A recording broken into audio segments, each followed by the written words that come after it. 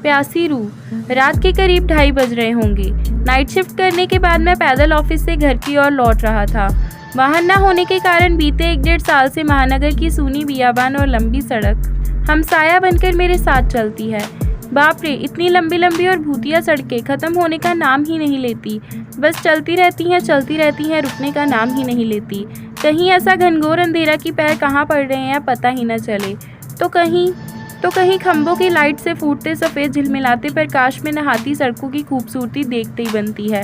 रोजाना का रूटीन होने के कारण अब इन सूनी और अंधेरी सड़कों से डर नहीं लगता। इन्हीं सूने और बियाबान रास्तों पर दिन भर इतना हैवी ट्रैफिक और चहल पहल रहती है कि एक कदम पैदल चलना भी दूभर हो जाए। मई की बेरहम गर्मी, माथे से चौथा पसीना और ऐसे में अचानक हल्की हल्की ठंडी चलने लगे। माथे पसीने से टकराती ठंडी हवा कितनी शीतलता प्रदान करती है। ऐसे में कौन बेवकूफ़ होगा जिसका मन गुनगुनाने को नहीं करेगा। गुनगुनाते हुआ मैं आगे बढ़ रहा था कि अचानक आंखें एक जगह पर जाकर ठिठक गई। सड़क किनारे एक सभ्य सी अधेड़ महिला खड़ी दिखाई दी। करीब 100-125 फीट की दूरी रही होगी। कंधे पर छोटा सा बैग लटका था, वही पैरों के पास भी एक ब्रीफकेस जमीन पर रखा दिखाई दिया। सफ़ेद प्रिंट वाली साड़ी से जिस करीने से उसने अपना सिर ढक रखा था, उससे तो वो किसी भले घर की गृहिणी ही लग रही थी। लेकिन इतनी रात के, वो भी शहर के भीतर से गुजरने वाली हाईवे पर, कुछ अजीब सा लगा। हो सकता है मायके या ससुराल वालों ने बस में बिठा दिया हो और किसी कारण बस लेट होने पर महिला को देर रात यहाँ उतरना पड़ा हो, शायद। लेकिन इतनी रात गए रिक्शा कहाँ मिलेगा? शायद घर का कोई परिजन गाड़ी लेकर आ रहा होगा। शायद सोचते हुए मैं उसके बहुत करीब आ गया। नज़रों से नज़रें टकराई, मगर वो ज़रा भी नहीं झेंपी।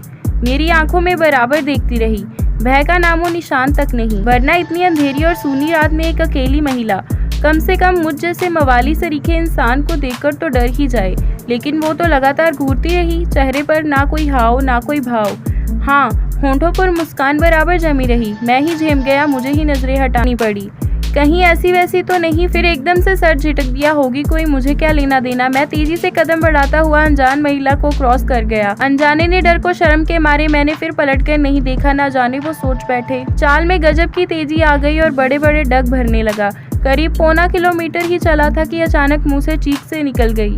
वो महिला करीब 100 गज दूर उसके सामने सड़क किनारे ठीक उसी ढंग से खड़ी। चलते चलते मैं दूसरी सड़क पर आ पहुंचा। अब वो सड़क और महिला पूरी तरह से ओझल हो चुकी थी। कहीं कोई भूत तो नहीं। थोड़ी देर पहले भला लगने वाला रास्ता अब भयभीत करने लगा था। मैं जल्द अपने घर पहुंच जाना चाहता था, इसी तारतम्य में दिखाई दी। कंधे पर बैग और जमीन पर ब्रीफकेस। ये कब यहाँ आ गई? एक ही रास्ता तो है। ना कोई गाड़ी निकली और ना ही वह पैदल दौड़ती हुई मुझसे आगे निकल गई। मेरा पूरा शरीर मारे डर के पसीने से तरबतर हो गया। लगा कि आज की रात आखिरी रात है। वो भूतिया औरत देर में मुझे चबा कर खा जाएगी। मैं बेतहाशा भागा, इतनी तेज कि पता ही नहीं चला कि वो औरत कब पीछे रह गई। भागता रहा और सीधे घर पर जाकर ही रुका। सांसें धोखनी सी चल रही थी। अगले दिन मैंने अपना हाल नूर चाचा को सुना डाला। हंसते हुए बोले नूर चाचा, अरे कहीं बूचड़ खाने के पास की बात नहीं कर रहा? बूचड़ खाना? मैं बुदबुदाया। हाँ, बूचड़ खाना, स्लास्टर हाउस, जहाँ जानवर कटते हैं।